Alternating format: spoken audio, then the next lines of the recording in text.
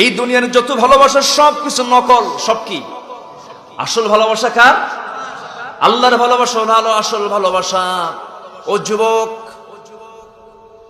তুমি বিয়ে করেছ, সুন্দরী একটা নারী পেয়েছ, বিয়ে করার 4-5 বছরের মাথায় তোমার হঠাৎ অ্যাক্সিডেন্ট হয়ে গেল। হোন্ডা অ্যাক্সিডেন্ট করলে মারা গেলে, দুর্ঘটনা হলো, মারা গেলে, মারা যাওয়ার দিন ওই সুন্দরী স্ত্রী কাঁদতে কাঁদতে সে অস্থির হয়ে যাবে, সে মাতাল হয়ে যাবে, সেন্সলেস হয়ে পড়বে। 1 দিন 2 দিন এমনটা সময় কাটতে থাকবে, 7 দিন চলে যাবে, ধীরে ধীরে শোকটা তার কমতে থাকবে। 1 মাস চলে যাবে, মুখে হাসির ঝিলিক দেখা দেবে। 2 মাস 3 মাস চলে যাবে, আরো ভুলে যাবে। 4 মাস 5 মাস যাওয়ার পর যে স্ত্রী বলেছিল জীবনে আমার আর বিয়ের কোনো প্রয়োজন নাই, মাস 6 যেতে না যেতেই বাপ মা তাকে ডেকে এনে আরেকটা ছেলের সঙ্গে তাকে বিয়ে দেবে।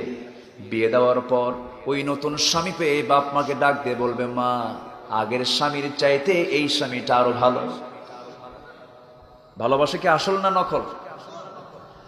এই দুনিয়ার ভালোবাসাটা এমনই। কিন্তু আমার আল্লাহ বলেন, বান্দারে তুই আমার দিকে যদি 1 পা আগাস, আমি তোর দিকে 10 পা আগাই। তুই আমার দিকে হেঁটে হেঁটে আসিস, আমি তোর দিকে দৌড়ে দৌড়ে যাই।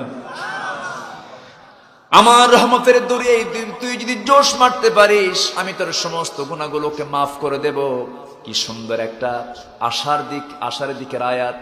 قل يا عبادي الذين أسرفوا على أنفسهم لا تقنطوا من رحمة الله إن الله يغفر الذنوب جميعا জোরে বলুন আল্লাহু আকবার।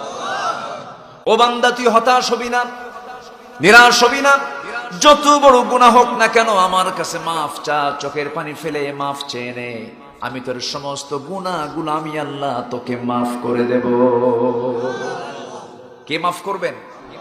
আসতে বলবেন না, কে মাফ করবেন? ভালোবাসা চাই কার সাথে? কার সাথে? আল্লাহর সাথে। নামাজ বাদ দিয়া খাইতে গেছি আমরা, খাবার খেতে বসেছি, স্ত্রীকে সঙ্গে করে নিয়ে কি প্লেটে খেতে বসলাম।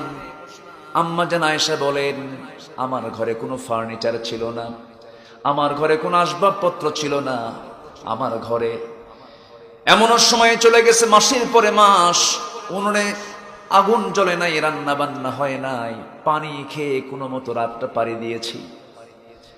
আমার নবীজি, আমার ঘরে যত কিঞ্চিত খাবারগুলো থাকতো, আমার ঘরে শুধুমাত্র একটা মাত্র গ্লাস থাকতো, একটা প্লেট ছিল। যে গ্লাসে রাসূল পানি পান করতেন, আমি সেই গ্লাসে পানি পান করতাম। আমার নবীজি